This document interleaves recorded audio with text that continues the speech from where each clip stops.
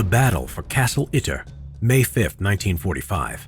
The U.S. Army and German Wehrmacht versus the German SS, Austrian Alps. On May 5, 1945, a few days after Hitler's suicide, American soldiers under command of U.S. Army Captain John C. Jack Lee Jr. teamed up with a number of Wehrmacht soldiers under German Major Josef Sepp Gungel, who was opposed to the Nazis and had been collaborating with the Austrian resistance. Joining them were French prisoners of war and a Waffen-SS officer who had defected. Gungel had surrendered with a white flag from his vehicle to Captain John C. Jack Lee, who was close by, presenting the mission to rescue prisoners from Itter Castle. An attempt for assistance in a rescue by the castle's Czech cook had reached Austrian resistance in a nearby town, and as a result, reached Major Josef Gungel, who was now their leader. The first attempt to find help was by Yugoslav political prisoner Zvonimir Kukovic, but it had failed. While he had reached Major John Kramer's and the American 103rd Infantry Division, their heavily armored rescue attempt, which would use M10 tank destroyers, was recalled by heavy shelling and by superiors for encroaching into the territory of the U.S. 36th Division. The objective was to rescue VIPs from an Austrian castle called Schloss Itter in the Tyrol, now converted to a high-profile prison that held French VIPs, including the ex-prime ministers Paul Renaud and Edouard Daladier, a tennis star, and former military figures.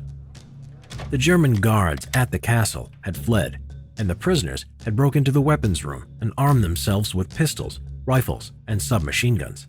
However, a German Waffen-SS division was roaming around the nearby forests and had arrived to recapture the castle and execute the prisoners. The American and German group closed in on the castle, and Lee and Gungel greeted the unimpressed French prisoners who were expecting a bigger rescue force. Lee ordered the Sherman tank to park at the front gate so it could cover the road. Once the men had been fed, Lee, Gungel, and the young SS officer set up defensive positions and talked over strategies to defend the castle from the impending SS force. In the evening, a reconnaissance force of Waffen-SS opened fire on the castle to test the enemy's strength.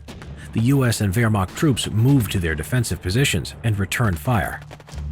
At dawn, the SS used an 88 anti-tank gun, which was well concealed, to destroy part of the castle, and then blew up the Sherman tank, which had been providing machine gun fire.